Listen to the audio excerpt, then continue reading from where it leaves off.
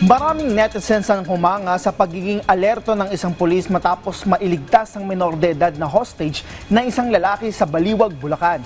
Ang insidente agad na aksyonan sa tulong nila ng 5-minute police response time. Si Vel Custodio sa detalye.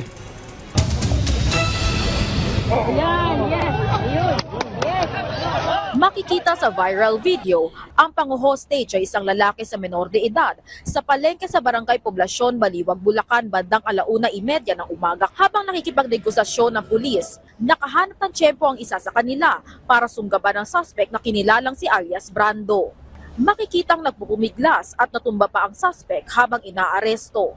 Meron po siya naging biktima na isang babae po, isang ginang na kanya pong nasaksak na nung makalayo po ito sa kanya, isang lalaki naman po ang kanyang naharap at sinaksak din po uli. Nang matapos po yung pangyayari na yon hanggang sa mahawakan niya na nga po itong ating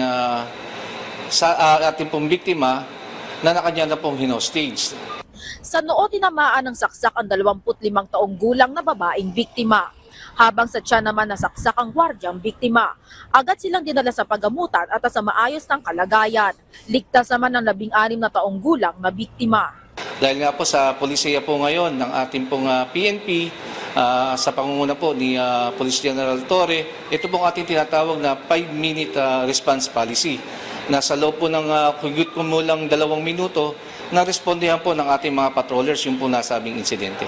Depensa ni alias Brando, 2 araw siyang walang tulog at tamang kain dahil may humahabol umano sa kanya. Wala, nagipit na po ako, ma'am, na kasi po, alam mo, kukuyogin na po ako ng mga tao naman. Kaya ko lang, kinausap ko yung bata na para may protection lang ako, sabi ko. Pero hindi ka masasaktan. Nahuli daw noon na nagbebenta ng bato. Kaya ako pong inanaw po, na inahabol po, na ayun nga, parang gusto na rin po ako na trabahuin na. Nataranta na po naharang po siya. Sakto po, nagulat, pumiglas-piglas po.